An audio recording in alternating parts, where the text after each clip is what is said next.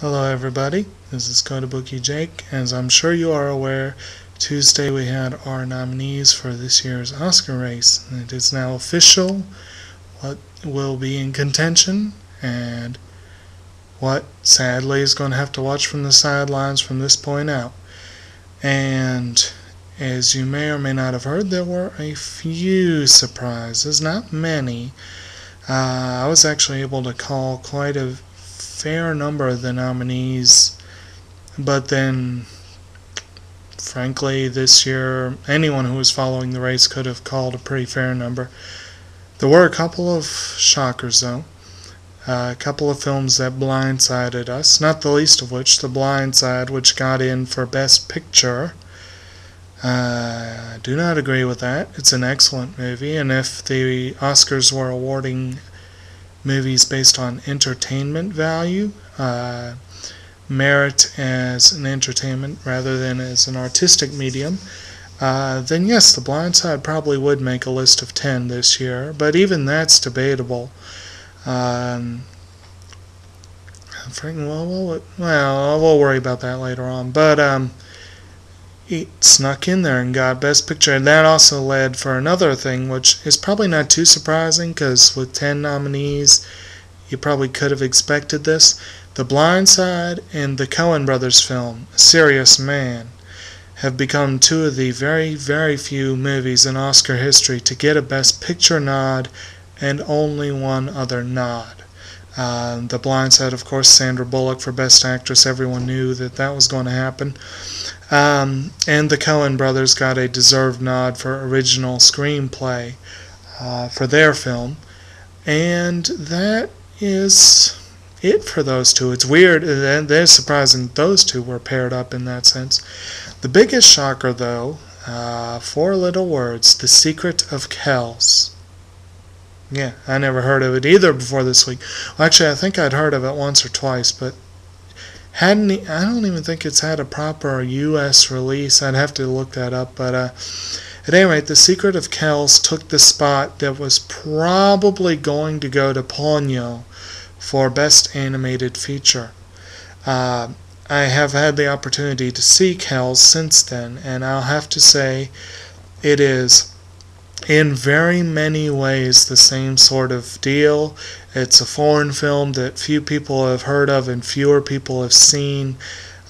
Pretty big in its homeland. It's from Ireland. Very well done, but aimed more at a younger audience than the other nominees in the category.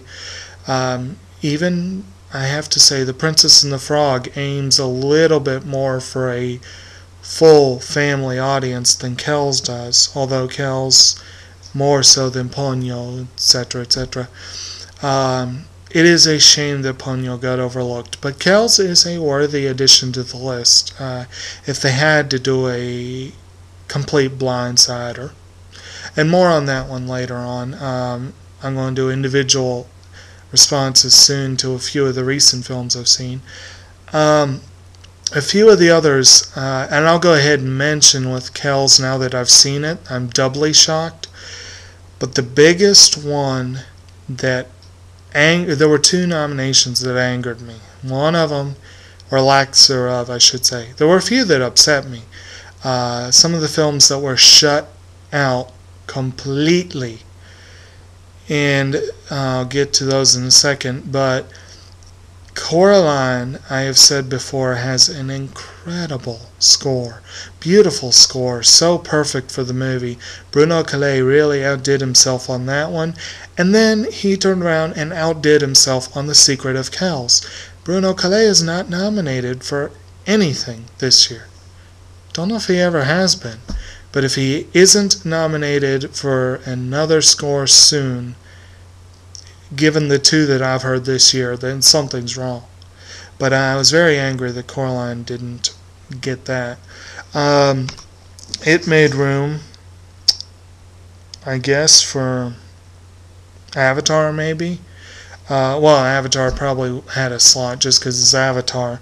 I guess maybe Sherlock Holmes, which I've seen all the nominees, and I have to agree that the 2 animated features that were nominated, Michael Giacchino's score for Up very good. Golden Globe winner, but it is a very good score. And Alexander Desplat finally got some Oscar love.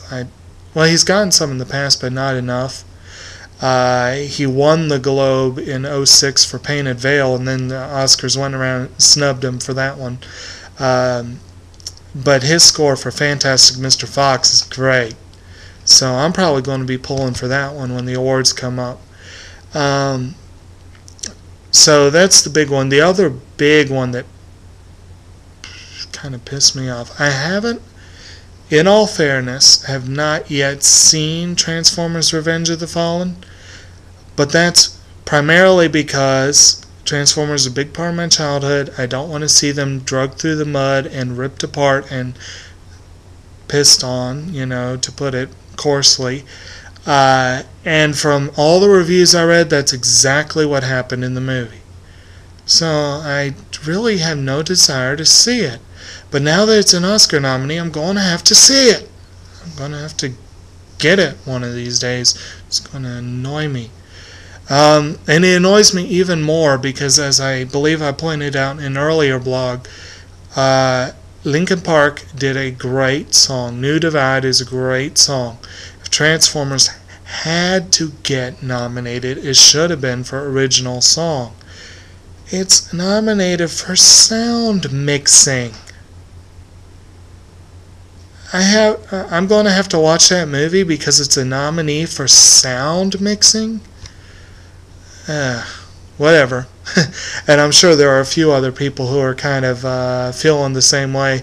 Although I was amused that one pundit said that the fact that it wasn't up for visual effects is proof that there is a God.